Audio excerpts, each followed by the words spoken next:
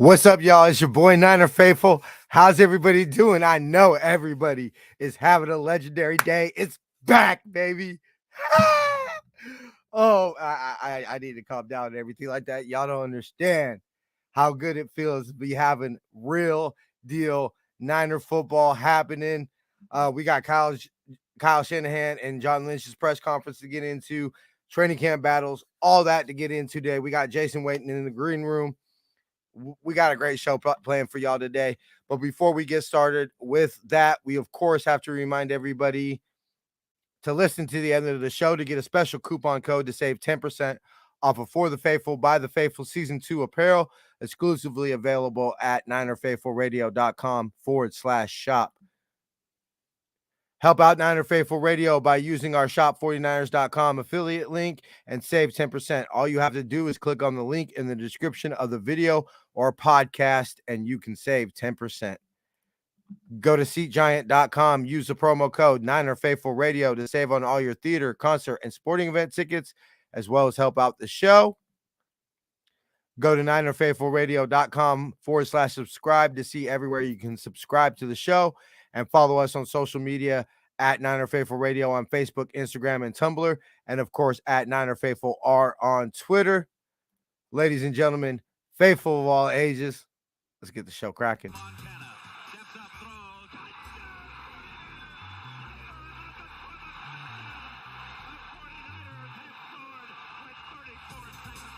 You are now listening to Niner Faithful Radio, the show for the faithful, by the faithful.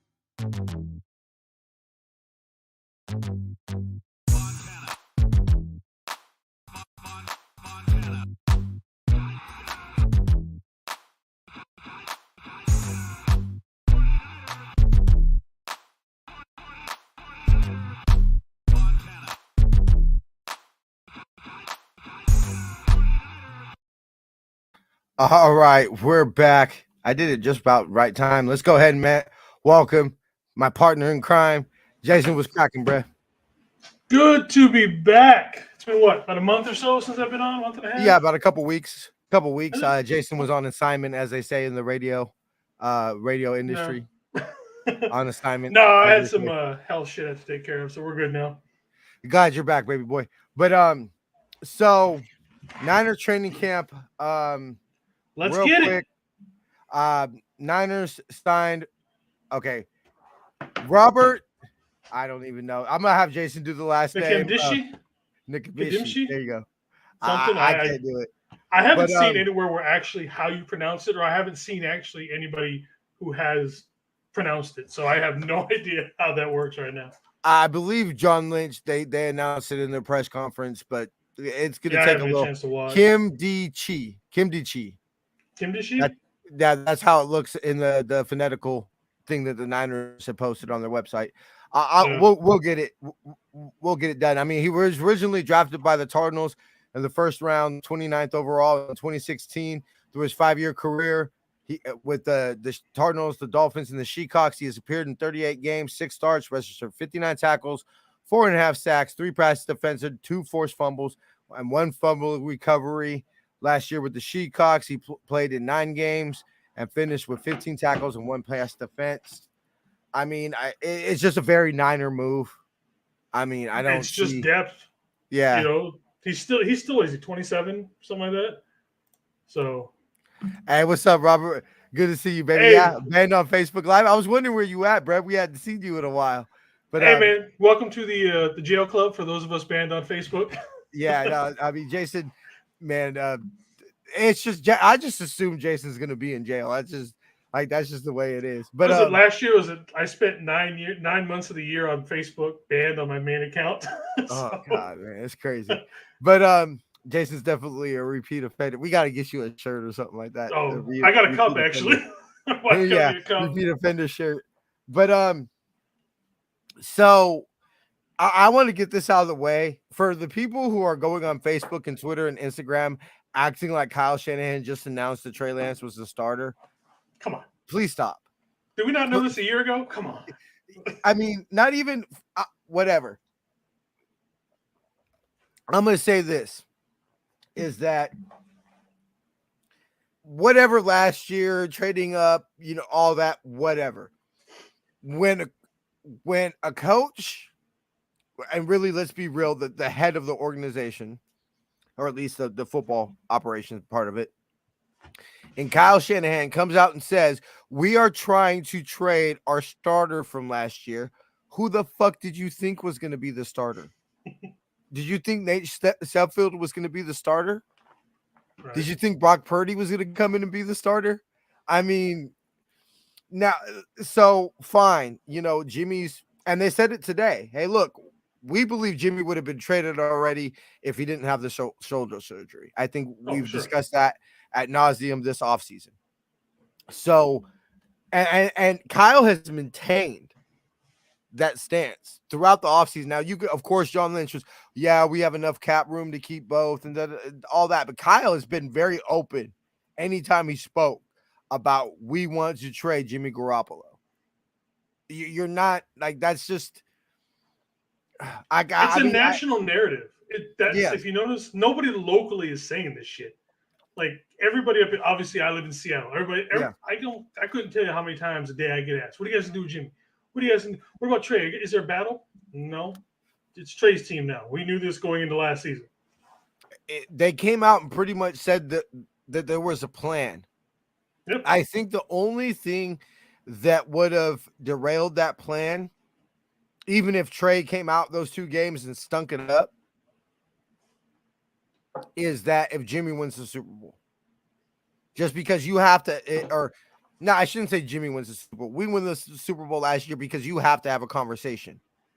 At least a conversation. Now, you might end up deciding to trade him, but you at least have to have a conversation.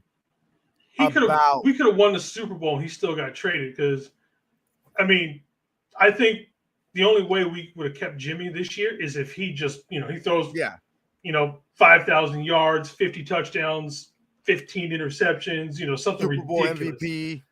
Something, exactly. That's the only way we even consider, that it would be a conversation this season. Even then, it's like money. It comes down to money. And let's talk. With the benefit of 2020 hindsight, last year was what you would expect from Jimmy Garoppolo. Good and bad. Love Jimmy. I still have his what do they call those, Fungo Pops or whatever, that my future mother-in-law got me for Christmas last year, because Jimmy played his heart out, played his gut, just everything he was, and why he was the starter here since 2018. But it was the bad, and let's be real, you guys should have a crossover 7 with Mahoney. Oh, we've been trying. We've been trying to get with Niner Sickness and Jay in the Bay, CD. We've been trying to get crossover episodes with all of them. Schedules are all fucked up. We're gonna get one together. You know what? We all, maybe we have to hit them up. Something we have to discuss there. Maybe Dolphins. I think that's we're really gonna try to push it. That game. Yeah, Dolphins. Yeah. Anyway, we'll talk about that off air. But so nothing's happened to derail that. So Trey's the starter. Cool. Congratulations. I will say this note with Grant Cohn, and we will say this, is I know that a lot of his offseason talk has been how the Niners' lack of commitment to Trey Lance. But I will say this. It was very clear today. The only camp video, arrival video I saw was Trey. I'm going to say this for the billionth time. Fuck Grant Cohn, because he really, I can't. What more commitment do they want? The only reason why Jimmy's on his team is because we could not, because of his injury.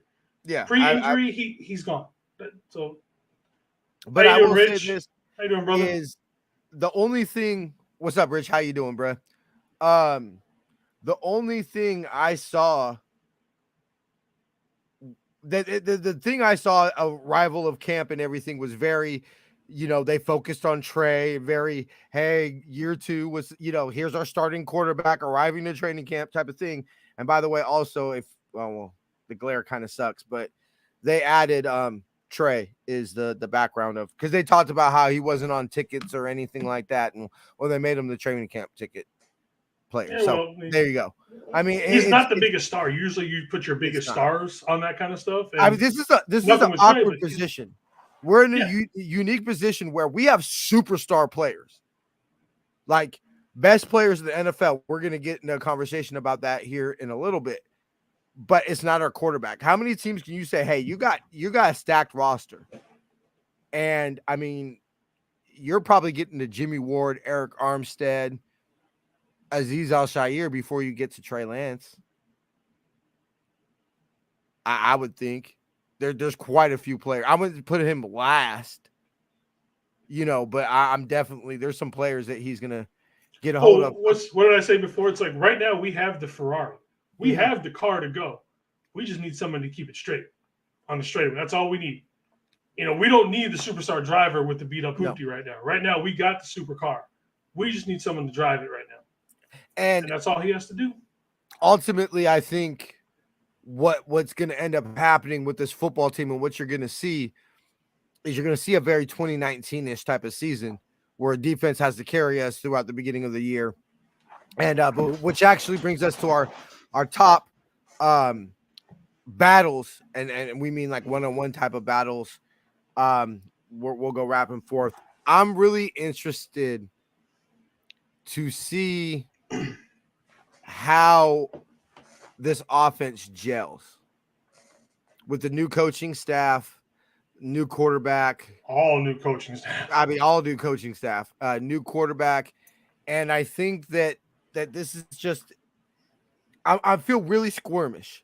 I feel really squirmish because, of course, I have confidence. We've seen what Kyle's been able to do. Trey Lance is a better quarterback than CJ Beathard and Nick Mullins. And, I mean, we've seen Kyle put up numbers with CJ Beathard and Nick Mullins. Low bar to get over, but yes. What do you think about the guys, about Mike McDonald's assembly? I think they're going to putting together a pretty good squad over there, to be honest with you. I think that they're going to be that type of team that's going to make some noise. I could see that. Sure, I mean, any given Sunday, ultimately, I do think I would just hope that we would win that Miami game, being at home, being that we'll be there. I wouldn't be surprised if they made the playoffs. I think they can make a good run. But I think it's going to be a lot more of a competitive game than people think it is. Yeah, it's not going to be. I don't think it's going to be a blowout unless No, it's going to be. They're going to make us sweat and they're going to make some noise. And yeah, definitely with 3 wild card teams now. Yeah. With 3 wild card teams now, they could definitely push in the AFC. I would have to look at how stacked the AFC is and really think about it before the AFC is stacked. Yeah, that's what I'm saying. And I mean, the NFC West is a fucking murderer's row. I mean, if you're talking about quarterback play, which quarterbacks we've seen what quarterbacks are able to do. Yeah. So you got Patrick Mahomes, you got Russell Wilson's bitch ass, you got David Carr and Justin Herbert. I mean, still hating on Russ, huh? Oh, fuck that. I hate that nigga for life. It's my boy actually when I made the announcement that I was going out to Denver this year. Don't worry about Kyler. He doesn't want. Yeah, I love that, dude. I saw that highlight thing and I was dying laughing about that. I'm like, what the fuck? And see, that's why ultimately I don't think Kyler Murray. I mean, and I say this, of course, we've seen what he's done to the Niners and everything, but ultimately, I don't think Kyler Murray is going to be a top echelon type of quarterback, because what's going to happen is he's going to have a very cap type of career. Amazing athlete, can do amazing things. We've seen what he did, but once teams force you to play quarterback, yeah, you need to watch film, bro. And that's why I think a lot of reasons why you see a lot of players flame out in the NFL is because they've relied their whole lives on being the best athlete. Hey, I'm the best athlete on this field. I'm probably the best, they could have been the best athlete in the country, their college, whatever it is. But in the NFL, everybody's the best athlete. And so you're relying on, beyond your skill, everybody's skilled. So you rely on your smarts, your film study, preparation, anticipate things like that take time, that take film study, that take work, that take 15 hours a day, taking, whatever you were studying at the facility and taking home. Do you think that Miami will copy offense like ours or something we've never seen before? They're going to have the exact same offense as ours. It'll be a little bit both. Mike Medeiros will put on his own spin, but it's going to be very Kyle Shanahan type of offense. I think what you're going to start to see, especially with Kyle being a head coach and turning out assistants that are going other places and everything, maybe not to the level of Bill Walsh, but you're going to see that Bill Walsh type of presence where it's, I think it's going to be a faster offense. Mm-hmm. I see him implementing an offense that moves a little bit faster, not necessarily high tempo. Where a much more tempo offense where they're moving a lot more, not necessarily with like between plays. I see them getting off really quick like that. Much more no huddle maybe. Yeah, because Tua did a lot of no huddle at shotgun no huddle when he was in Alabama, so he can run that kind of offense. Exactly. But let's talk about our offense. Yeah. So. I'm curious to see how the offense gels, the coaching staff, the operations. I mean, just to give y'all a little peek behind the curtain, next 2 shows I will be at training camp. We'll probably go a little bit earlier. That's something Jason and I will have to discuss because I'm going to try to give y'all the show live from Levi's like I try to do every time I go to training camp. And then after that, we're right back into preseason. And so the operations, not even, play execution. Because let's be real. I mean, Kyle runs the offense. The offense is going to be fine. But communication, because, getting plays off has been an issue. And, now you're having even more turnover. So I'm not saying that's going to derail the season or anything like that, but that's definitely something. Jason, training camp storyline for you? I think for me personally, and this will probably lead into the each position battles, is what's going to go on between the 2 guards and the center, and that, how does that stack up? Is Jake Brendel going to? Because I think it's Jake Brendel's right now. Yeah.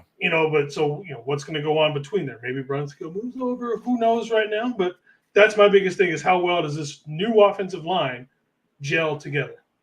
That's an excellent point. Let's go ahead and jump into center. I mean, Kyle made it sound like it's a who's who.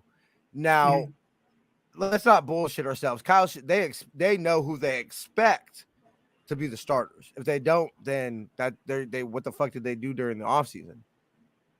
I mean, personally, that's just how I'm feeling. So I do think it's going to be Brendel and Brunskill. I think it's going to be what you would just look on paper and see. And then it's going to be obviously Trent Williams, Brendel, Brunskill, and Mike McGlinchey. And Aaron Banks.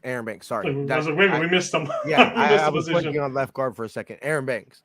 But definitely it was clear this draft we drafted for the future of the offensive line position. Yeah. And while you and I and many draft experts and people who cover this team have said these are a lot of these players are, hey, look out for them next year, 2 years, maybe even 3 years down the line.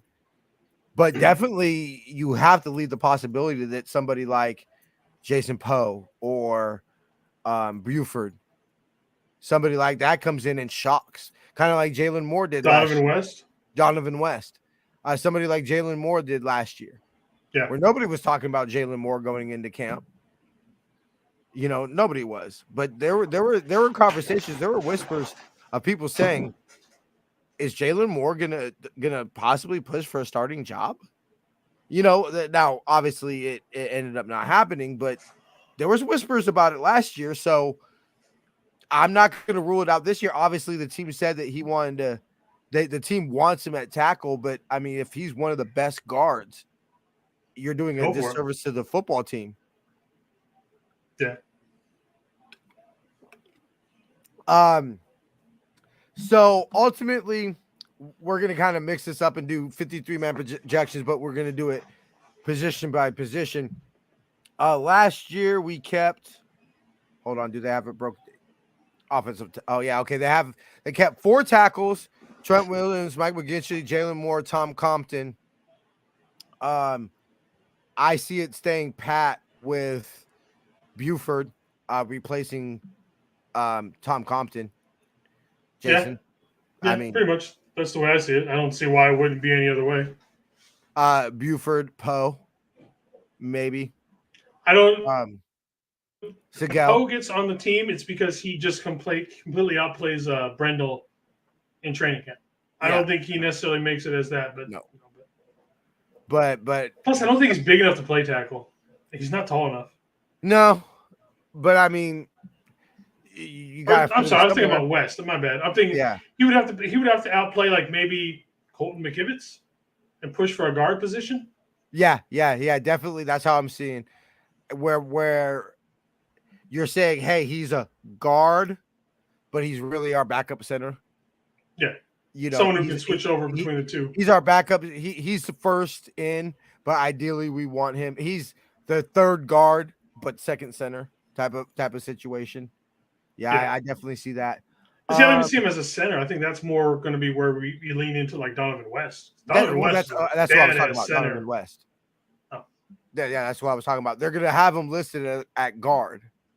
Yeah. But he'll be the third guard, but the backup center. Guard, Lincoln Thomason, Daniel Brunskill, Aaron Banks. Like we were just saying, Donovan West, Poe, Buford. Nick Zakelj. A lot of people are really high on Nick Zakelj. Yeah, and he's one that I think you might have trouble sneaking onto the practice squad. Yeah. So maybe he does make the roster just because you can't risk exposing him to waivers. So yeah, there's a lot of teams that would use him, especially he graded out very high as a center too. A lot of people think he might. If for some reason Donovan West and Brendel doesn't work out long term, maybe Zakelj can pull in for center long term. So definitely, center, Brendel. He's gonna make the roster. He'll probably be the starter, but he's gonna make the roster. I mean, fine, you could put in Donovan West. The backup's got to be Brunskill, though. It's got to be. Yeah, but Daniel Brunskill is pretty much the top backup at every position. I mean, yeah, it's funny how last year we were talking about him as like the 6th or 7th best offensive lineman. Like he would, like you said, just backups everybody. This year we're like, nope, he starts. Yeah, after the year he just had, he had an amazing year. He did, and if Daniel Brunskill isn't a starter, I love whoever took his place then. I'm very happy with whoever he takes. Someone has busted their ass. And that really means that the Niners offensive line can be really what you and I have said for a while here, which is Daniel Brunskill being a 6th man. When Daniel Brunskill's our 6th, when somebody's good enough to make Daniel Brunskill a 6th man, that's probably going to be the best offensive line we can have. Yeah, I I don't foresee that happening, but I would love that. But could you imagine putting him in on short yardage, goal line, stuff like that? If that's your 6th lineman to come in, hell, you could even use him like a 6th man. Imagine like a jumbo package with like him and Jason Poe going in there. Oh yeah, I mean, well, Jason Poe, like he's tight end, lineman, maybe some quarterback. When we get to the tight ends, I'm just going off the list of whatever this website has. When we get into tight ends, I'm curious. I have an idea that I think that is going to bring some intrigue. Quarterbacks, I think obviously Jimmy Garoppolo, Trey Lance, Brock. Okay, so this is our initial. Haven't seen practice. Shit, they haven't even took the practice field yet. They don't go till 5, right? Is it 5? No, it's tomorrow. Tomorrow's the first day of practice. They probably have like conditioning testing and stuff like that. But I mean, physicals might not even be done. I don't know. They just kept on saying in the afternoon, so I don't even know when the afternoon physicals were. Before we even get deeper, Davis was placed on the NFI list. Oh, Khalil Davis. Yeah, it was Charlie Warner and who else was Jason it? Verrett too, I believe, right? Yeah, Jason Verrett were put on PUP to start camp. They said that That's surprising. they weren't, not surprising at all. They hadn't completed physicals, so there might be more people. Shit, there might have been some people that have popped up since then. I haven't seen anything. So yeah, I just wanted to, before we totally forgot about that, to cover our bases and wrap up the Niner news for the day. Quarterbacks, it was obviously Jimmy and Trey last year. Brock Purdy or Nate Sudfeld, who ultimately gets the I want Purdy, but I think just for the experience, it's got to be Sudfeld at least to start the season. Yeah. Maybe Purdy makes a push late in the season or something like that, but just because he's new, I don't think he gets on there for right now. He's probably going to go stick to practice squad. But I think long term, it's got to be him. I would think so too. I mean, without even seeing much of Purdy besides what I saw in college, I mean, he's basically Jimmy, which Jimmy, when he's healthy, was a pretty damn good quarterback. Yeah. Yeah. So, what does Nate Sudfeld ever do except had like one good quarter? Really? But I mean, coaches swear by him. But I ultimately think, because I even see a little Nick Mullins in the lower school, a lot of success. He really wasn't lower school though. He was Iowa State. Well, I meant non-big. It wasn't Ohio State. You know, but I mean, I think that definitely some pedigree. Literally, last pick of the draft, you sneak him on your practice squad, and maybe he surpasses Nate Sudfeld. But I mean, let's be real. We obviously all hope it's Trey all year, and we don't see either one of these quarterbacks. So with Jimmy, they said they had a meeting with him today. Everything's all good. He said he looked fine in his physical with the doctor, his personal doctor, and would be going through a physical with the Niners this afternoon. Jimmy Garoppolo is going to pass that physical. I promise you, the team doctor is going to pass Jimmy Garoppolo. And then we're releasing him. and I think he's going to be excused from camp. I ultimately think that what's going to happen. You can't have him there. He's going to be excused from camp. They're going to hold on to him till the possible last moment, see if there's some injury or whatever else, and then he'll be at one of the final cuts on August 30th. I hope they do him a solid and just release him within like the next couple of weeks. Just do you know what I mean? Because at this point, let's just let's pull the Band-Aid, let's get it over with, and just move on. I know you guys. I know that they want to recoup something out of it. Just let it go. Because to be honest, with the money saved, we got people we could save. The money saved, we could send Debo right now, and that whole situation is done for the most part.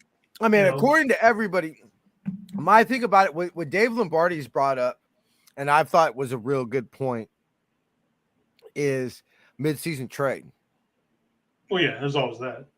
And if you sit there and you say, okay, hey, Trey's coming along nice, we think that this is going to be where you and I have talked about mid-season after the bye, that when we start to see the offense start to pick up and stop with the growing pains and show some type of consistency. We assume the defense is going to be what it's going to be. Yeah. Special teams should be improved. So, yeah, definitely, I could see us being a player or two away. I don't know what that player would be. Obviously, we'll know within the season. But that's I think people get so antsy when we have extra cap room and not realize that A, the cap's going up, B, it rolls over. And Kyle and John have let's be real, they have job security. So they're not in the position where they say, hey, fuck the next 2-3 years. We're trying to win now. They have the luxury of saying, hey, when Brandon Ayuk is coming up on his contract, when you got to make a decision about Javon Kinlaw, a possible Mike McGlinchey extension, you're re-signing Dre Greenlaw or Aziz. You're not letting both of them go. No.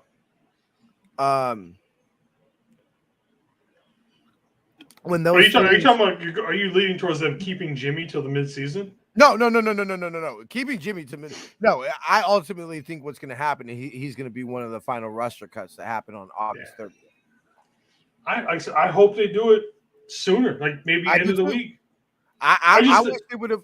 I wish they would have done it by now, because I saw a ridiculous tweet that came through a notification that the Falcons offered a second and a fifth for Jimmy. They did not. And that's bullshit. I was like, dude, it gives me so much of a headache, because I'm like, you're fucking retarded. Because if they even offered a second for Jimmy Garoppolo, he's gone.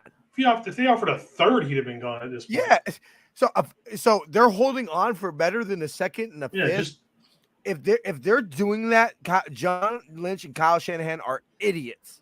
Yeah, that's why I don't believe. I believe we might have gotten a second for him last year. Yeah. Now, no, we're not getting a second for him now. It's again, you know who's talking about that? Again, nobody local. It's all these. They're just trying to make shit up to make headlines. It's like there's no way the Falcons just offered a second for him. I think this is what it is. It's this dead period, which just personally between you and I, bruh, didn't the 40s days go by so much faster than last year? Yes and no. It went by quick, but I got tired of hearing the team's biased. We have arm fatigue. I was like, that's like, oh, okay, fuck, and then more bullshit. That's gonna be every year. There's gonna be shit like that. I was just so happy because it wasn't show after show after show of 39 more days, 38 more days, just every day, just show after show. So it was nice to relax and just kind of let the rumors come in and take a little. Hey, Berto, just stick around till we do the defensive backs and you'll get your answer. Yeah. So we'll get there. Yeah, we'll get there. But so if the Niners traded, were offered even a third, like Jason said, a third for Jimmy Garoppolo, he'd be gone. He'd been gone yesterday. So real quick, also, they're not doing the one cut down this day. The first cut will be from 90 to 85 on August 16th. The second cut will be August 23rd from 85 to 80. And then Tuesday, August 30th, will be a cut down from 80 to 53. We will be live, of course, after each. Those are all on Tuesdays, so we'll have fresh takes. What time do they have to cut them by? Is it by like I believe it's time? 1. Okay, yeah, if it's 1, then we're good. Hey, Becca, what's up, love? How you doing? How you doing, Wolfie? Don't know who you are, but all right. That's one of my homegirls. Oh, okay. How you doing? What's up, Becca? How you doing? So anyway, running backs? We'll have fest. Yeah, so next position. My bad. Getting a little distracted here. That threw me off. Running backs, Raheem, Trey, JaMycal Hasty, and Elijah Mitchell last year. I'll let you go on this one, Jason, because I'm really on the fence. Obviously, Elijah, we know. It's got to be Elijah, Trey, TDP, Jeff Wilson, and then I guess if you want to do the 5, you can count. I don't know if you want to count Juice. We're not Juice. counting Juice. Yeah, not Juice. Then I think I think we just carry the 4 plus Juice. I really do. I think we're gonna let JaMycal Hasty go, and same thing with Hokett. I think they're gonna be practice squad. So you're TDP, Trey, Elijah Mitchell, and El Jefe. Yep. It's too early. I know a lot of people, including myself, are thinking more about Davis, Davis Price taking over Trey, but his draft capital is still there. We still have to give him that shot for a new running back coach. Yeah, but I still think with the draft capital invested in him, you still got to give him that one chance.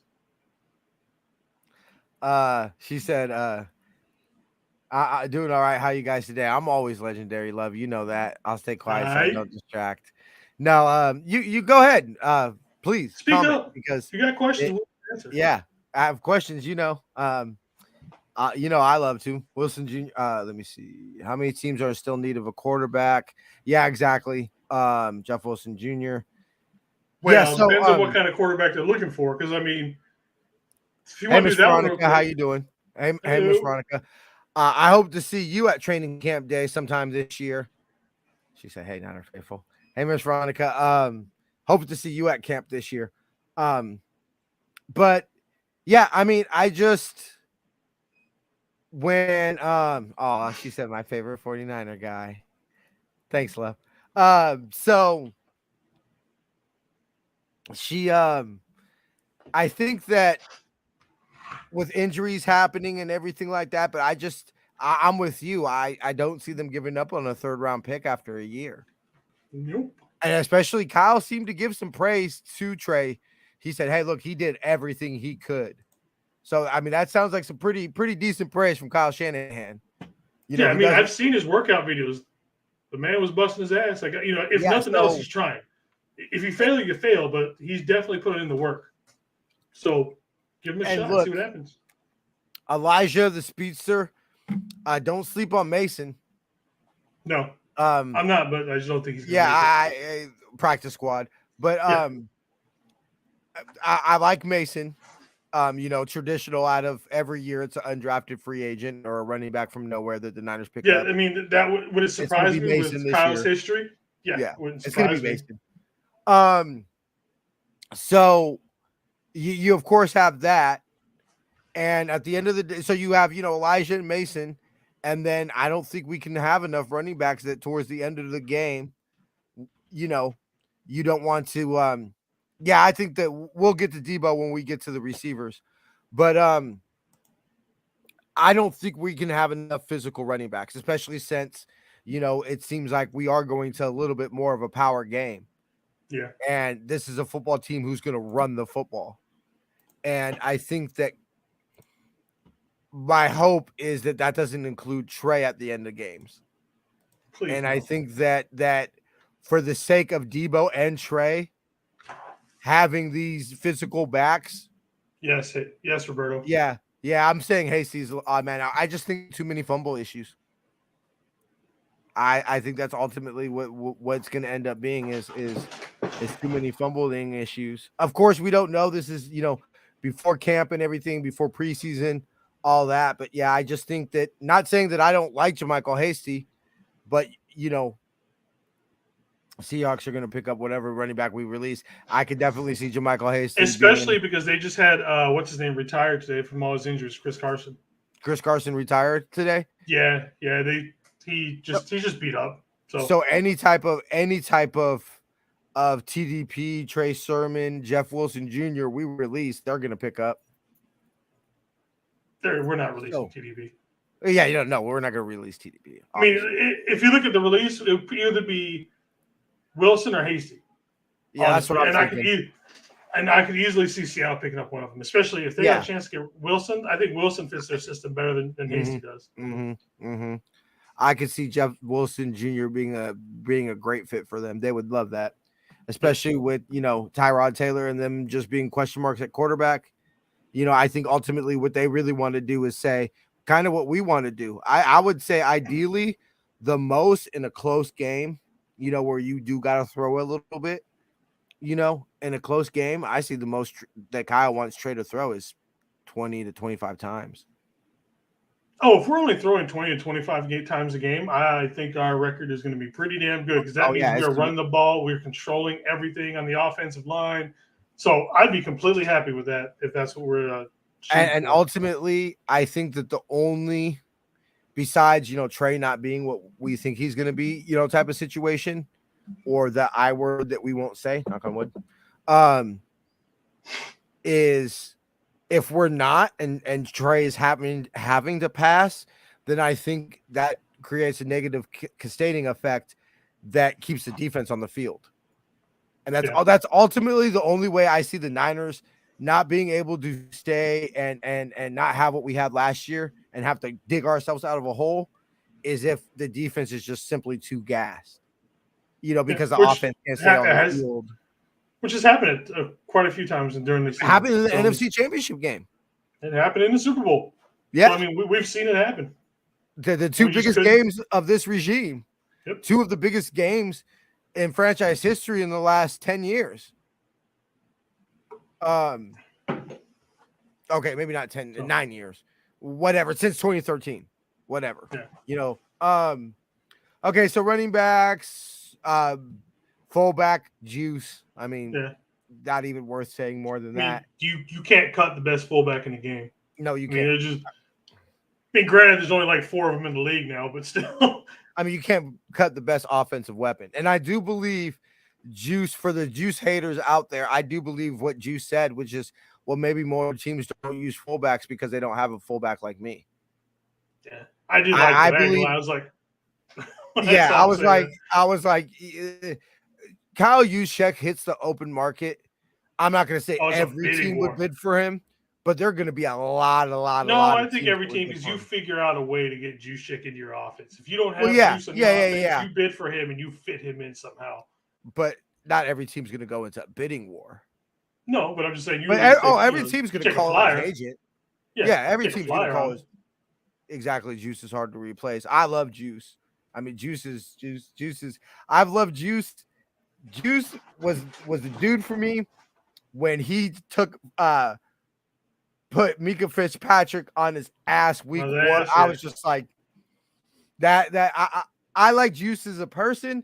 The day I was just like, I saw him, and I remember I think it was training camp 2019, and I just seen him with his sleeves rolled out, and I was like, Juice, sun's out, guns out, and he was like that. So I was like, I fuck with Juice. But then when you put Mika Fitzpatrick on his ass, I was just like, bro, that's my fullback, bro. I was like, Tom Rathman is having tears of pride right now, and I grew up with Moran Norris, William Floyd, bar none. Yeah. So and he's so versatile. Like he can definitely fill the power fullback role. He rolls out. How many times have we seen him catch long ass passes with some, So I mean, Juice is definitely. He was undrafted, but yeah, we did pick up a fullback from Fresno State. Yeah, exactly. And let's be real.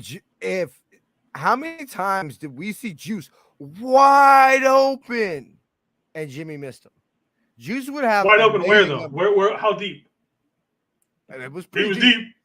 And yeah, it was like he had burned everybody, or coverage was completely blown, and he's over there doing jumping jacks with nobody around him for 15 yards, and we just couldn't get the ball to him. So we probably left 5 or 6 touchdowns easily. Who scored the first touchdown in the Super Bowl? Yeah, true. I mean, I think Juice is going to be. I hope Juice doesn't end up being like a Delaney Walker, where a good player. I'm not saying Hall of Famer or anything crazy like that, but a good, solid Niner that his role in team history is underdiminished because of no fault of his own. Delaney Walker should be a legend in Niner lore because he should have caught the winning touchdown in Super Bowl 47. Yeah. Delaney Walker would be up there with John Taylor. Well, okay, I shouldn't say up there with John Taylor because John Taylor had plenty of other plays besides Super Bowl. No, 23. But he'd have his spot in Niner history. He would have his plays. Like you would see some Delaney Walker jerseys around Levi's. Yeah, definitely, or the stick. You would have definitely seen some Delaney Walker jerseys. So I hope Juice doesn't end up like that because Juice is an amazing player. Well, so we got Delaney. Let's talk tight ends. Yeah, so let's go it. Kittle Corn, Ross Dwelley, and Charlie Warner were the 3 we kept last year. I don't see it changing. I really don't. I don't either. I know Kraft. A lot of people are on Kraft because of the veteran role and everything like that. And I did say I was going to bring this up. Poe. Yeah. Just strictly blocking tight end. Saying, hey, big boy, you got the athleticism to do it. We know you can block. I mean, I'm fine. I know people are down on Ross Dwelley. He's solid, though. I mean, it's like he's not. What do you want from a backup tight end? Yeah, your third tight end? Your second, third tight end? Yeah. I mean, what do you want? So I ultimately think I put the battle between Charlie Warner and Jason Poe. If Poe can be what we think he's going to be. But see, are you trying to limit Poe to just being like a tight end? Because I see him I'm more. I'm trying to get Poe on the roster. So why not just throw him as one of the running backs? And who are you cutting in to replace him in the running backs? He's gonna have to make it as a tight end, bro. or offensive lineman. I think offensive. I mean, I'm just looking at it for this. I'm just like, eh. I love Charlie Warner. I'm not saying that. Or do you keep four tight ends? Because Dave Lombardi was talking. Dave Lombardi, I'll say this, and we'll talk more about it. But Dave Lombardi was talking great. He was talking about keeping 12 D linemen. Oh, I wouldn't be surprised at that either. That would not, with the way we rotate and some of the talent we got. Shit, I would not be surprised if we keep 12 fucking. There has to be a limit, right? There has to be a limit of how many defensive linemen you can keep on a roster before you're like. Yeah, there's going to be like an NFL cap rule. Like you can't go over this many defensive linemen because I think at this point we would just monopolize nothing but just we've picked up how many this offseason? just the 53 and a half yards wide. Just line them all 11 players. Just all 11. Just all defensive linemen. Just all D linemen. Just like whatever. Like if you can find, receive just if you can get the ball off with the 11 defensive linemen we have, somebody's coming free. Yeah. And it's obviously going to be Nick Bosa. I would think that they would scheme it to make Nick Bosa be the free one. So cool. If you can get, if you are, or fine, you have 10 D linemen and Jimmy Ward back there. Just say, hey, if you can get the pass off, if you can get the pass off with 10 defensive linemen coming after your quarterback, cool. Well, then we have one of the best sure tacklers in the NFL, basically playing center field. So you gotta make it 9. You gotta make it 9 because that way you can have Fred short and then Jimmy deeper. Okay, awesome. I mean, they would never do that, but I mean, fuck, I would pull it in Madden. And the only thing I know about tight ends is that Jordan Matthews is supposed to be getting really good at tight end. Yeah, but see, I think that ship has sailed. But what if he's just that? Yeah, he should have switched 3 or 4 years earlier in his career. Yeah. And then I think he probably pushes for number 2 behind George. Yeah, I like the idea of having Jordan Matthews as a backup tight end. I love that. I was excited when I heard it. I was like, oh, he was kind of a bigger wide receiver. I just think the reality of it is just going to be, it's going to ultimately be too late. Okay, so we got tight ends, receivers. We've been hitting this. Brandon Ayuk, Debo, Trent Sherfield, Mohamed Sanu, Jalen Hurd, and Juwan Jennings. I think the only locks from last year, the only ones really on the roster, Brandon Ayuk, Debo, and Juwan Jennings. 3 more. Give me 3 more, Jason. Let me pull up. 3? I was just going to go 2. 2 more? Ray and Danny Gray. If we have to get to 12 D linemen, we got to cut down somewhere. It's got to be the wide receiver. Okay, I'll take that. If you could say that we don't have to cut a D lineman or can keep Jason Poe, to get him on the roster and say, hey, we can do some things, creatively with this man, then yeah, I'm down for that. Then keeping a 6th receiver that probably ain't even going to be active on game day. Because you automatically you're going to keep Ray just because he's going to be your special team returner. Who, by the way, I don't know if I've told you this. My brother said good luck with that. He's not as good as you think he is. My brother who's obviously a huge Steelers fan, is not that high on Ray. So I've heard the fumbling. The fumbling is so real deal. Keep that in mind when we talk about him back there. And then Danny Gray is just too damn fast. You cannot hold him off the field as fast as he is. I mean, Danny Gray is making this football team. You're not getting a 3rd round draft pick. No, yeah, he's going to be the 4th. Yeah. And then Ray will be the 5th. And ultimately, I think Ray is going to be the punt returner until the issues, and then they're just going to go to BA. And ultimately, because Kyle's been talking about Ray having a role on offense. Yeah, I know. So he ran a lot of like those jet sweeps and everything like that with Pittsburgh. So he takes away that Debo thing and keep him more just as your strict wide receiver, all those kind of things. So I think that's ultimately what you're going to see. And I think what Danny Gray is what Kyle Shanahan's hoping that Danny Gray can be what they wanted Marquise Goodwin to be. Yeah. Just your straight, pure, deep threat for the most part. They can run other routes. I mean, that's clearly going to be his weapon. Yeah, his thing is speed.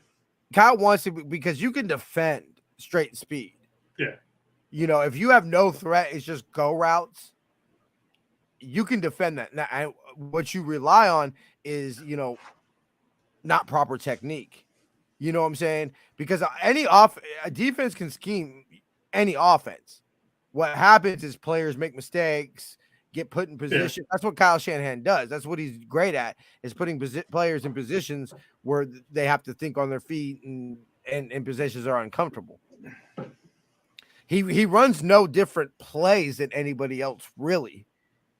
Yeah, It's just, he gets some mismatches. Yeah, and alignment and things of that motion. Because what is it? We're like third in the NFL with motions and all that kind of stuff on like 70% of plays or something ridiculous.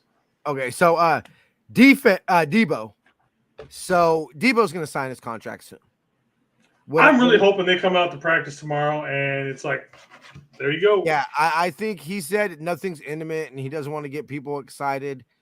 I think that you're looking at a situation that by the time Debo's out there, you know, maybe he does individual, but he doesn't do any team stuff or whatever. But ultimately, I think Debo's contract is going to be signed by the time it's, hey, we're putting on pads, we're getting ready. Like we need to condition your body for the season, Debo. We need you out there. So what? Early next week, Monday, Tuesday next week. Basically, early next week. This weekend, early next week, Debo's contract will be signed. I'm just thinking, like, imagine how hyped everybody would be if, like, first practice tomorrow. Everybody shows up and Debo walks out there and he's like there, boom. Yeah, right? There's applause and everything. And Heaven opens up. We're all happy again. They're going to pump it out because, of course, we all know news is going to break immediately. All the fans are going to go crazy. You know, the fans are probably going live. Yeah. If you don't, I will. Someone will be live for at least 5 minutes. Oh, yeah. I mean, it's Debo's going to be a Niner. Yeah, and ultimately, when is it going to be signed? Yeah, exactly. And ultimately, I think,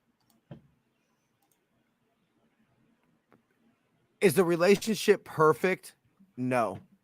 Trade time, baby. What's up, Ed? How you doing, brother? Yeah, I mean, what up, Ed? We talked about Trey, but yeah, no, it is trade time. Jason and I have been saying that. Anybody who knows his football team has been saying that Jimmy is not going to be our quarterback. But yeah, so I would say within the next, what's up, bro? Salute. So I would say within the next couple of days, a week at max. Yeah, I would say it's quick. By the time you and I are going live, by the time I'm going live at training camp, and hey, everybody, I'm here at training camp, I'm expecting to talk about a Debo contract. That's the hope, man. That's the hope. And John Lynch said, you know,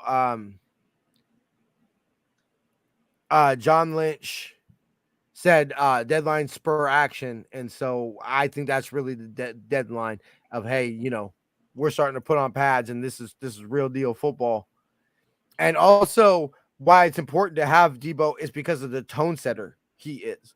Because Kyle has been very clear of the tone of practice, you know, and saying, hey, this is the way we practice. And Debo is a huge part of that. Debo is a huge part. Those upbeat, everybody's dancing, having a good time, busting their ass. Debo, George Kittle, Trent Williams, Fred Warner, Nick Bosa by his actions, not necessarily by his vocalness or anything, but Fred Warner, Debo, and George Kittle, I'm saying are probably the ones that are bringing the energy and setting the tone at practice. And I think that's very important, especially when you're having a young quarterback that you know might not have necessarily I'm curious.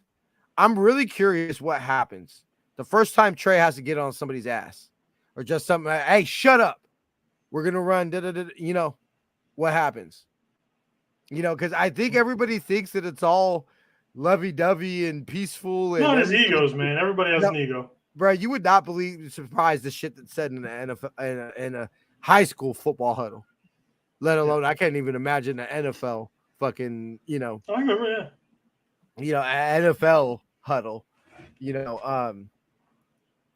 Anyway, Let me see. Or you want to leave D-line for last? Since Yeah, we got that's like 90 of them. obviously what we're gonna do. Specialists: Robbie Gold, Mitchell Wojciechowski, Taylor Pepper. Love me some Taylor Pepper. Yeah, I was gonna say, did you see this little tweet with he got the score of the 27?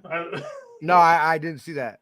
He was like, "I'm about to show you the best number 27 rated EA thing," and I was like, "Nice." Nice. They go like Taylor.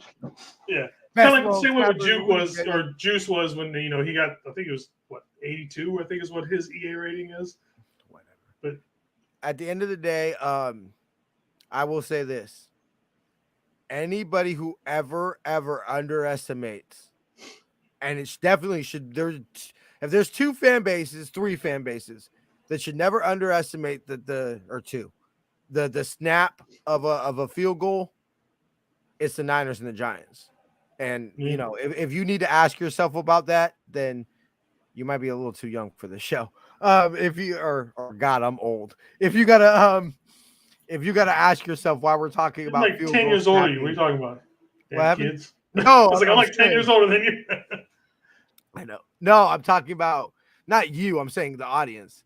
If the audience doesn't know what we're talking about hey, Ed, you doing good, brother? Just want to check in on you, man. I saw you posting everything. Yeah, you all right, bro? Okay, so we got backers: Fred Warner, Dre Greenlaw, Marshall Harris, Aziz Al-Shaair, Demetrius Flanagan, Foles. Odin would be the only different one I would see. Yeah, him and Demetrius Flanagan, Foles battling out in camp. Yeah, it's going to be between him and Burks, I think, for Burks. that yeah, that's what I was thinking. Burks. I said Odin. Well, Odin Burks. Well, but yeah, Odin or close enough for government work. But yeah, I think it's obviously it's going to be Fred, Dre, and Aziz, and then like you said, it's going to be between Demetrius and Oren, or who gets that fourth role. Yeah, because we're not keeping more than 4 backers, I would think. I don't think so.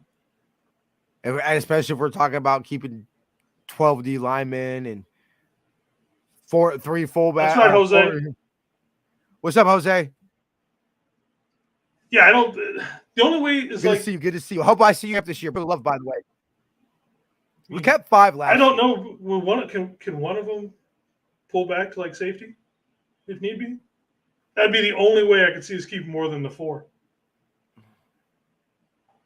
And I don't. I mean, Dre and Fred both played safety. Yeah. At college, and I got some little tidbits when we get to safety too. But yeah, I think we're basically. I'm gonna say, Orton makes it over Demetrius Flanagan Foles. I don't know. I like Demetrius though. I can't put my finger on it, but there's just something I like about his game. I did too. And like I said, I would go with him over Burks, but I wouldn't be surprised either way, honestly. No, I wouldn't. I think it's pretty much neck and neck. And I mean, we're talking about 5th linebacker here. So maybe they both make the team, and we only keep 11 D linemen, like we think. Shut so. Your mouth. We are keeping 12. I know, right? Bad word here. Corners. Jason Verrett, Emmanuel Mosley, K1 Williams, Diamador Lenore, Ambry Thomas, and Devontae Harris. Obviously, Knight is replacing K1, and then you would think that Travarius Ward replaces Devontae Harris, because I'm saying we're keeping Jason Verrett. Well, yeah, I think because if he is actually healthy, which we know that's an issue, him and Ward starting, that is a damn good. That's the type of thing that can take us from are the Niners contenders or definite contenders to legit Super Bowl contenders. Yeah, that's the type of move that if you could say, hey, how could the Niners win the Super Bowl? By Jason Verrett being healthy and Travarius Ward playing to the level we think he's capable of playing. That's the type of thing that could definitely make the Niners legit Super Bowl contenders. I'm talking about because I think we get into the playoffs. I think we're always going to be a threat just because of the style of football that we play. And Shanahan, if we've learned anything through the course, the one consistent thing through the course of his 6 seasons, or going in his 5 full seasons as our head coach, is the team plays better later in the year. Yeah. If you look at 2017, 2018, and 2020, all were marked by late season pushes, and 2021 obviously were marked by late season pushes. So the fact that we generally seem to hit our stride later in the season, especially with the bye week being later this year, and that's the type of thing that can make the Niners legit Super Bowl contenders. But that's the only change I see. Jason, you see any change besides the obvious with K1 getting switched out and Devontae Harris with Charvarius Ward? I'm going to go. You're going to start with Charvarius and Ambry. Yeah.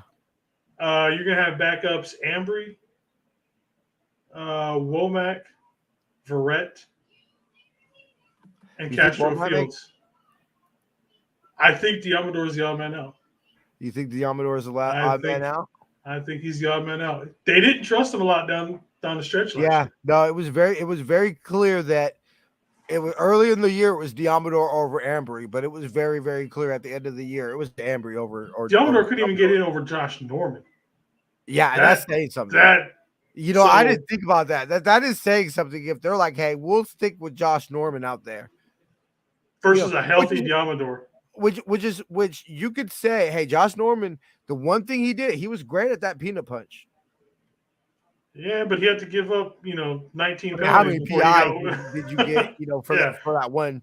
What was the PI the forced fumble ratio last year? That'd actually be something pretty interesting to look. If any of our audience are analytics nerds or statistics nerds, I would love to know the ratio of forced fumbles to PIs to I Josh definitely Norman think it was higher. Was going to be the odd man out.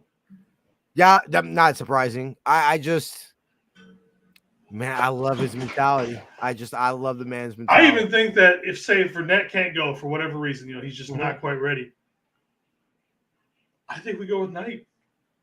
Yeah. Quarquez Knight. I mean, I listened to him in my. From what I've heard, he's been the starter at nickel. Yeah. So I had him making the roster even before. I forgot about Castro Fields though. I did forget about him. You know what? I'm going to change it, and I'm going to say Diamador's Castro Fields and Diamador Lenore is the odd man out. I'm going to have to change mine.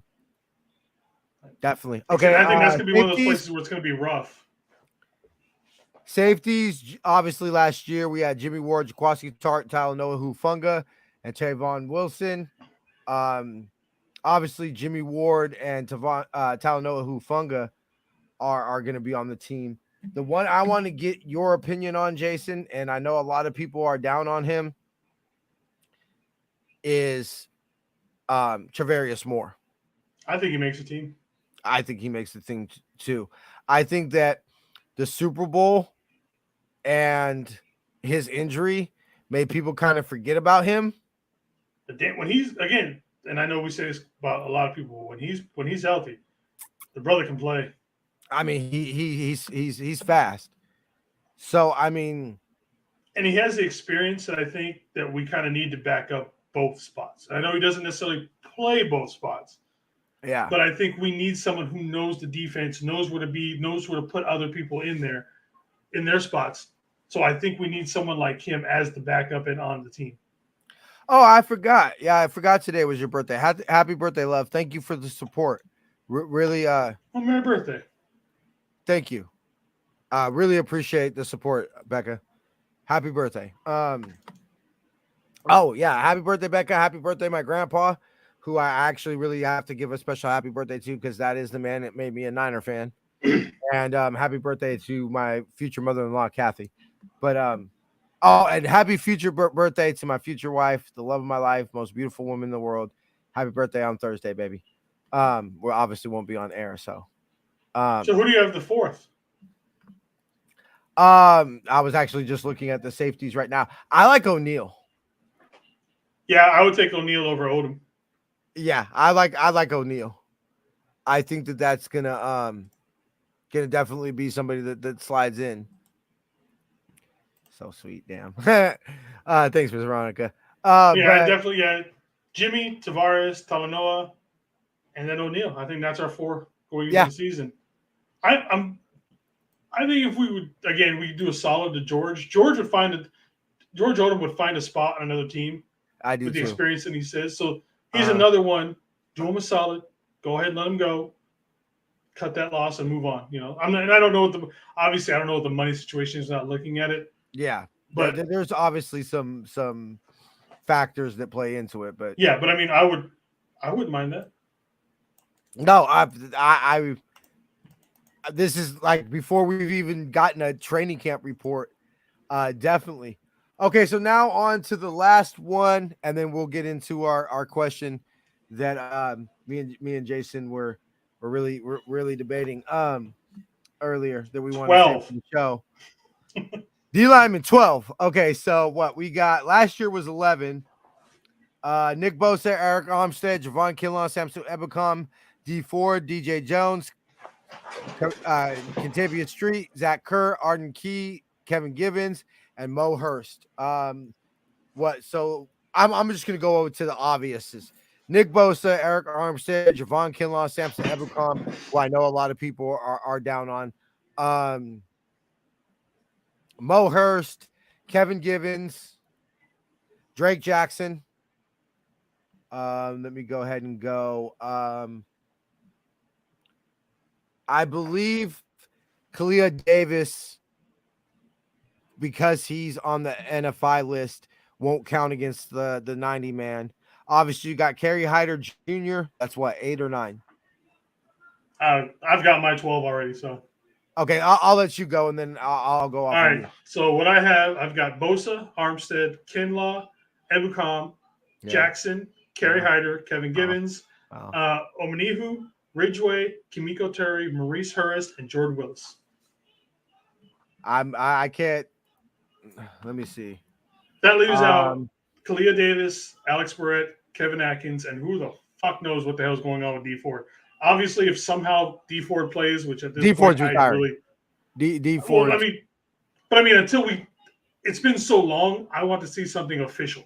You know what I mean? Like, I understand that's more likely what's going to happen, but I just want to see, because I feel like somehow, some way, something's going to sneak in at this point. I feel uneasy saying that for sure.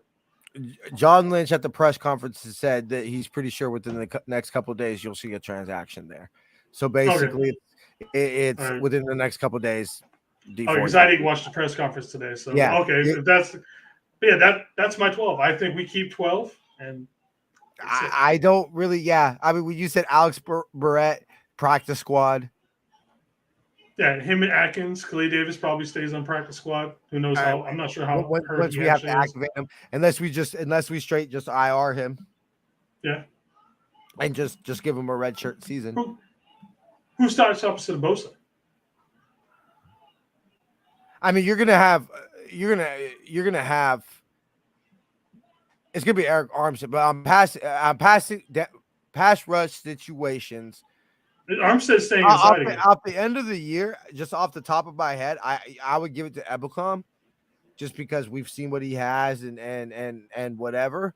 But I think it's probably going to be Teray, and then maybe you mix in a little bit of Drake Jackson towards the end of the year. Kerry Hyder. I'm agreeing with my boy Ed over there. It's gonna be Jackson. I think you're right. It's gonna be Kinlaw and Armstead inside. Finally, Armstead is staying inside. So they don't even do that flex. So they just. I don't think they flex Armstead. I think he sticks. I think he stays inside. Thank God. And I think on the outside we got Bosa and Jackson. So then let me amend that. That if they do that, which is what they should, then Jackson or Kerry Hyder. Pass rush situations, it's going to be Samson Ebukam or Kerry Hyder. But I think ultimately, I think that first and second down non-pass rush situations, it's going to be Nick Bosa, Javon Kinlaw, Eric Armstead, and Kerry Hyder Jr. Jackson can play inside too. He can, but I want him to put on a little bit more weight before he kicks inside. he still was really low for when. I'm not sure what he weighs now, but that bullshit they did with him at USC where they were making him play outside and all that. I want to see what his weight is before he goes inside. Let me see what they have him listed as now. They have him listed at 273. So I want to bump him up to okay. If he's actually at 275 or 270, 275, I'd be okay. I'd like to ideally think if he's going to be that flex player, I want him at 285, 265 for inside. No, you're not going to want him. Oh, it's 265. Whatever. If we can get him between 280, 280, I'll take 275. 275. Oh, well, to start the season. Okay. 275 by the end of the season. I like him around 280, 285. I think that would be ideal. I think if you leave him at 275, that still gives him enough speed to jump outside. I think anything else, you start to sacrifice just a little bit. But I think that ultimately, I think what's going to happen with Drake Jackson is I think Drake Jackson is going to be year 2, year 3 type of guy. I think that ultimately he's going to be my storyline. We'll get into that probably last show before the season. He's going to be, or when we do our season preview show we do every year. Ultimately, I think that he's going to be the one that everybody's bitching about this year. The draft pick that everybody's, last year it was Trey Sermon. Year before it was Javon Kinlaw. 2019. Well, if he plays the most, you're going to have the most shots to be able to bitch about him. You know what I mean? Yeah, that's what I'm saying. Or even the fact of how much he doesn't play. He's going to play, but the fact that he's not playing a lot is what I'm talking about. Now, if you told me that for some reason they were going to cut somebody off of that 12, I could honestly say I could see him cutting Ebukam. Yeah, that's the one. That's the one everybody's been talking about and saying that Drake Jackson is just going to take his place. And then that's when I think, someone like because this is the last year of his contract. Yeah. So, I mean, so it's not that big of a deal. So, yeah, I would have to. And then you're also hoping that is Hurst going to come back fully healthy? Because that was his issue last year. He just couldn't stay healthy. Yeah. So, but yeah, like I said, I'm definitely really excited for this because it's going to be, as we all feel confident with our list. I think that's probably the list that most people were going to have if you're going to keep 12. I'm excited. I love it. I mean, Alex Barrett, he could push. Somebody. And I could see Atkins pushing somebody possibly. Yeah. So this is Givens. Givens might not be a lot. Marquette would have been Armstead 2 or 3 years. Yeah. We'll have better Armstead 2 years. Yeah. I think that definitely. But I think Armstead also, a lot of his issues came from being played in the wrong position. And also, I think that Armstead is going to be the Jimmy Ward of the D line, where Jimmy Ward. I mean, I've been seeing Jimmy Ward's praises for a while. 2019 is really when, because it was never a play issue with Jimmy Ward. It was always a health issue. But I shared my post from last year where y'all are sleeping on Jimmy Ward, and I think that because to me they don't throw Jimmy Ward's way and when they do, you saw what happened with the 2 pick sixes or the two picks last year against the Yams. The play on 3rd down and 4th down in 2020, was it 2020 or 2019 when he had the pass breakups on 3rd and 4th down? I can't remember. 19. But it was 19. Okay. So 19. You see what happens when you throw towards Jimmy Ward. I mean, that's what it is. And also, teams don't go deep. I'm not sleeping on my Uso. Trust me. I'm not sleeping on my Uso. Oh. Yeah. No. Look, I want to be so pumped for Troy Polamalu. Wow. Talanoa Hufanga.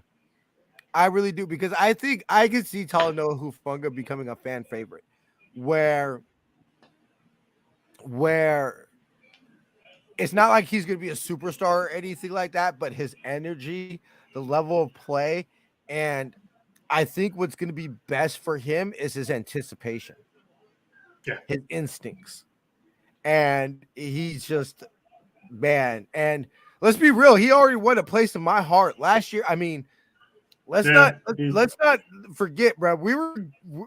It was my butthole was a little tight in that before he made that that play in Green Bay. My butthole was a little tight, bro. I ain't gonna lie. It was a sluggish game. It was horrible, and I mean that's really the two things that will break my heart the most under the Shanahan era so far. Besides, obviously the Super Bowl and everything like that, is or not winning the Super Bowl is the clinch by an inch. That should be up there with the catch 3, the catch 2, those type. Not the catch, okay, not up there with the catch, but it should be up there with the other plays in Niner history. And the block against Talanoa Hufanga, or with Talanoa Hufanga, that should be up there with plays in Niner history. And they're going to be plays that unfortunately are maybe not the clinch by the inch because of who it was against. And we ultimately did make the Super Bowl that year, and what it meant beating them in Seattle and all that. But that's the one that breaks my heart the most is the clinch by the inch, because that really should be the block from Talanoa Hufanga. That's going to be a play that our kids aren't going to know about. Our grandkids aren't going to know about. We'll know about it, but it's not going to be the play that carries on. I mean, I've met little kids who know who Dwight Clark is.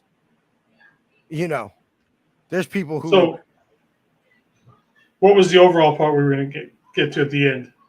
Oh, so who would win a fight between a silverback gorilla and a bear? So this is obviously a question that Kittle put out there. Kittle put out there in the group text. We're gonna twist it in a Niner win, and ultimately, I mean, Ed, who Miss Veronica, whoever is watching the video, who wins more battles, Trent Williams or Nick Bosa? Jason, I'll let you go first. I'm gonna go with Trent. Yeah, I'm taking Trent. I'm going Trent. I think that Nick's even if we're talking about real animals, I'm still taking a silverback. Honestly, no, I'm taking a grizzly bear, but I'm taking the silverback. Yeah, no, I'm taking the. It also depends on what kind of bear. We're taking like a brown bear. Well, no, I believe it was. You know what I mean? I believe it was a grizzly bear. That I'm still taking the silverback. Was in the question. Whether it's Trent or a real one, I'm taking the silverback. Yeah, yeah. It's look. Nick Bosa is a beast.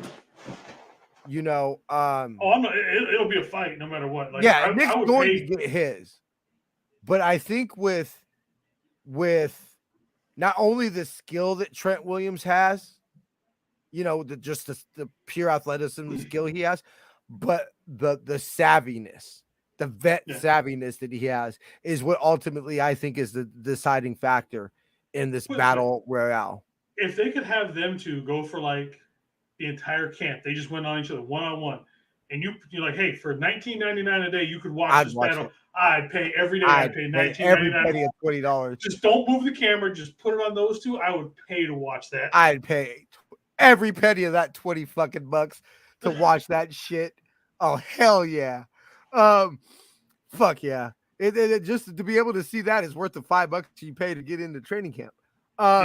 And then ultimately another thing before we get out of here, and we'll wrap it up here pretty quick. The three players that you have the best argument for being best player of the team, obviously Trent Williams, Nick Bosa, Jason said Fred Warner. Ultimately, what I think when you start to whittle it down, and George Kittle, those are the four best players on our football team. Ultimately, what I think makes it between Nick Bosa and Trent Williams is positional value. Linebackers just aren't valued as much as left tackles and DNs. And you're right, but when you are talking about pure player, oh yeah. Well, no, even not in pure player, but you're right when it comes to positional. Linebackers are a little devalued, But when you're talking about arguably the number 1 or number 2, that puts him up into that same echelon with Nick and Trent. So you have to put him in there. Ultimately, I'm going to say it's Trent Williams just because you can't say who would win the most battles between Trent Williams and Nick Bosa, but then say Nick Bosa is the best player on our team. Yeah. And I think that there are some people that would argue stupidly, but they would argue that Nick Bosa is not the best player, at his position. There are going to be even more people that would. He was ranked 4th, I think, on the last rankings that I saw, and I was like, yeah. They had his brother above him. Like, look, Joey's good. Look, Joey is good. Don't get me wrong, but Nick is on another level right now. Get the fuck out of here. His brother's better than him. Like I said, yeah. Like I said, notice. Like I said, he's good, but he's not. No, Nick. I would kill to have his brother, the Bosa brothers, on the team. Yeah. I mean, you can if Trey can be just what Jimmy was, and we can have the Bosa brothers on our team with Kyle, you can book a championship. I'm pretty confident with that. But yeah, that's just I mean, get out of here. Yeah, Myles Garrett, is probably he is good. He's the only one I think. Would be the only ones I would think that you would start to have conversations with. I ultimately would take Nick Bosa just because I believe Nick Bosa impacts every single play, even plays that he doesn't impact, like, run plays. Because he's being held, or double teamed during run plays. They're going the opposite direction of him. He impacts it because it's held. It's because he whoops his ass, so the center has to move over and just he impacts every single play.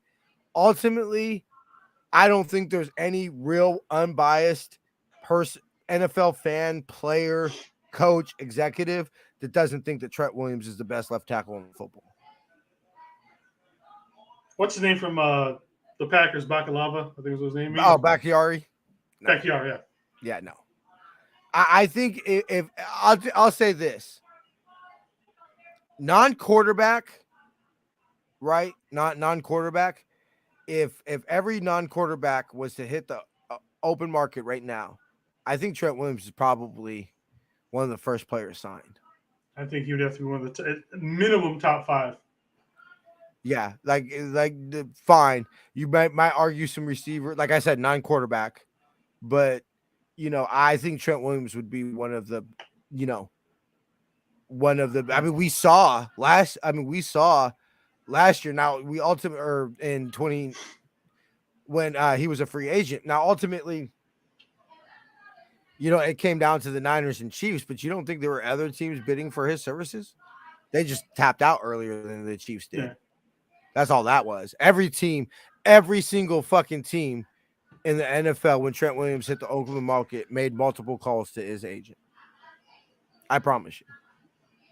And maybe calls of and I promise you the second calls are okay. So where is it out? No, sorry, that's too pricey for us. Okay, we're out. There's multiple of those. So calls. It's now being reported, and this happens to do with Debo, that DK Metcalf is in camp and they are having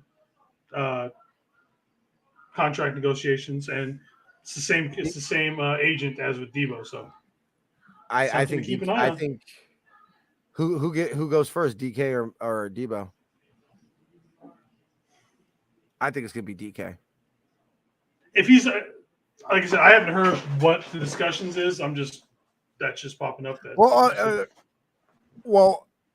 So have they just started to have see? Because to me, it's this. Did they just now start going to? I mean, obviously not just now, but where are they at? Well, they said they're having discussions, so I don't know how far. That's all it said. So I'm just saying, with them having the same agent, that does correlate a little bit to what's going on with Debo. Is Debo going to be the last of that set of 4 wide receivers that agent has?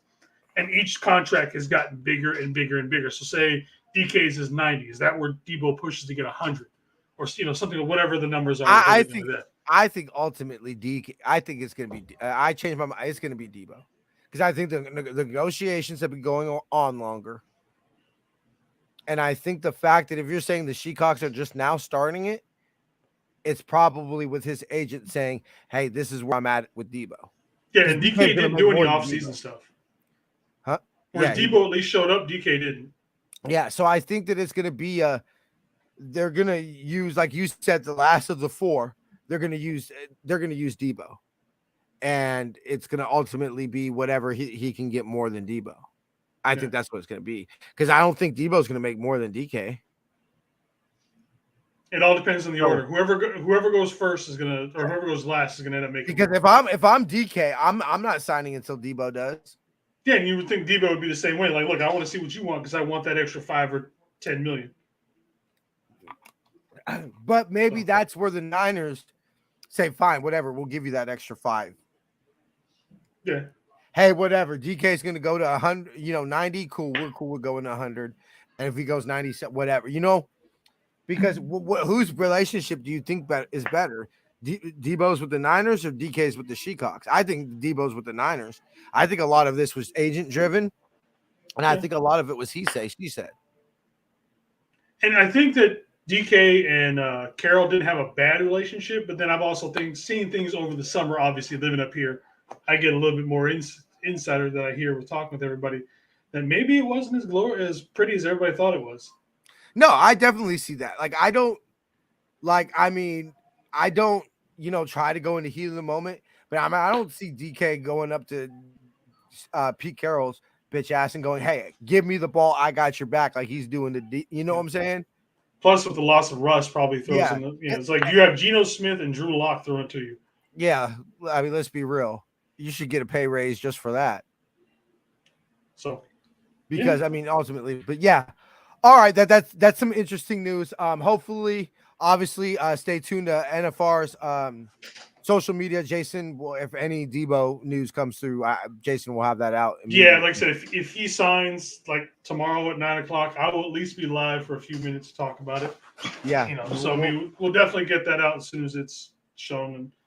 And then we'll see y'all Tuesday from training camp. I love it, baby. Oh, feels good. Feels legendary, baby. Ooh, and I believe we'll already be in pads. Shit, they ain't doing that. Why bring the cheap look when they? Why be cheap? Look what they did to Buckner. But Buck wasn't theirs. Ultimately, I think that's what it was. I think that they undervalued DeForest Buckner.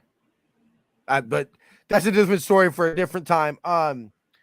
We'll see you next week. We kind of beat that to death a few times. Yeah. Brad, why do everybody always got to bring me up, right? I remember just look. Yeah, okay. We agree with you, Ed. It's just that we have beat that subject to death about 1,000 times. Look, I will scream from the rooftops that Defoe should retire a fucking. Oh man, don't get me started, Brad. Defoe should retire the Niner. And I remember signing off with Adam, my co-host before. It was just Defoe was going to get signed. Like that just wasn't like George Kittle, like Fred Warner, like Nick Bosa, like Defoe. It wasn't. We never thought it was even possible. So I remember. Because I remember when I seen Eric Armstead signing, I was like, wow, we're keeping – how the fuck is that happening? Like, we're keeping – Yeah, I was like, how are we going to afford both of these two guys? Yeah, I was like, what? Like, just think, oh, wow, okay, so buy Jimmy Ward, what? And then the new – and you're like – yeah, anyway. So we'll see y'all next week from training camp. Hopefully we'll have some Debo contract news to talk about. Super excited to get down to 49 Centennial. Any last words, Jason? No, just keep up on the socials. Keep a lookout for everything. The memes are starting to come back. We got some funnies starting to show up again. Yeah, I got a couple. I'm probably gonna drop here pretty quick. And then, like I said, we'll probably have more shows going off. I'll probably start doing the Madden as soon as Madden starts coming out here shortly. And then we have, we are going to be doing pre-post and half. Stop, Ed. You're going to get them on a rant, and this show's going to go on another 5 hours. Yeah, seriously, let's quit. So we are going to do pre-post and halftime for the preseason. So we're back, baby. It's NFR, as we all love it. We shall see y'all next week. We'll see you next week, Jason. Indeed, always. All right, brother. We'll catch you next week. All right, everybody. Thank you for tuning in. Before we get out of here, we of course got to remind everybody to, of course, go to NinerFaithfulRadio.com/shop. But we got that discount code for y'all coming in a second. Get your officially licensed Niner gear by using our affiliate link and save 10%. And it really does help out the show. So please make sure you use that. Go to SeatGiant.com, use the promo code Niner Faithful Radio, all one word, to save on your theater, concert, and sporting event tickets, as well as help out the show. Go to NinerFaithfulRadio.com/subscribe to see everywhere you can find the show. Oh, damn, I did this hella wrong today. And, of course, thank you for tuning in to the end of the show. As promised, this week's discount code for all Season 2 For the Faithful by the Faithful apparel is Season 2. 10% excludes any on-sale items and cannot be used with any coupon code. Code expires August 30th at midnight. We shall see y'all next week. Salud, Mr. Ed. I shall see y'all next week at training camp. Till then, faith, love, and nappiness. Go Niners. Whoops. Okay, there we go.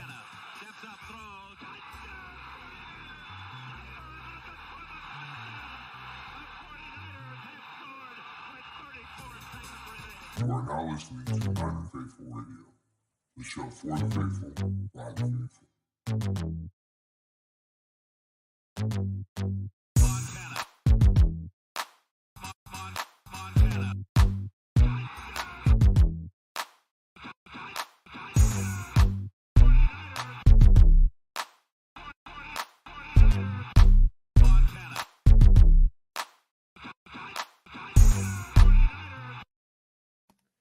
See ya.